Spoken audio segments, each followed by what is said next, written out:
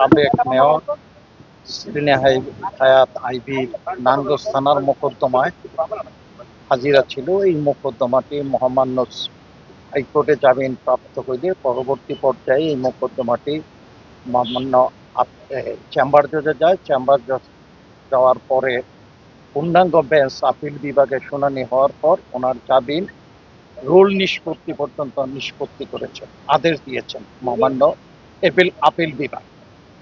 আজকে ওনার হাজিরা ছিল।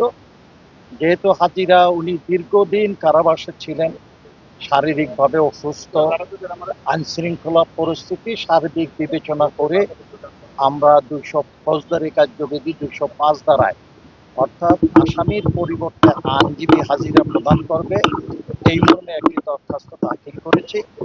এই দরখাস্তটা গত তারিখে দাখিল করার পরে এই দরখাস্তটা আজকে শুনানির জন্য পেন্ডিং ছিল। আজকে পূর্ণাঙ্গ শুনানির পর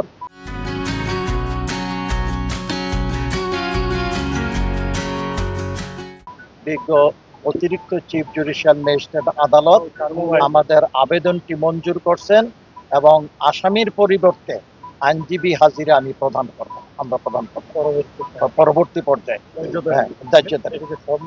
সব মামলা শুধু এই মামলাটাই যখন ট্রায়াল শুরু হবে তখন ওনাকে কোর্টে এসে হাজিরা দিতে হবে। আপাতত যখন সাক্ষী শুরু হবে তখন ওনাকে কোর্টে আসতে হবে চার্জ হিয়ারিং থেকে। এখন আপাতত যতক্ষণ পর্যন্ত চার্জশিট না হয়, মামলাটা বিচারের জন্য বিজ্ঞ আদালতে সংশ্লিষ্ট আদালতে ভর্তি না হয়, ততদিন পর্যন্ত আইনজীবী হাজিরা চলবে। আসামির পরিবর্তে আইনজীবী হাজিরা। উনি যথাযথভাবে বিজ্ঞ আদালতে যথাসময়ে উপস্থিত হয়েছেন। As a law abiding people হিসাবে উনি নিম্ন আদালত থেকে উচ্চ আদালতে সর্বত্রই এবং আইনের প্রতি যে উনি শ্রদ্ধাশীল এইটা আমরা প্রমাণ করেছি। বাড়ির থেকে গ্রেপ্তার করার পরে রাস্তায় তার গাড়িতে হামলা হয়েছে, সেই মামলাটায় তাকে আসামি শ্রেণীভুক্ত করে এজাহার দায়ের করা।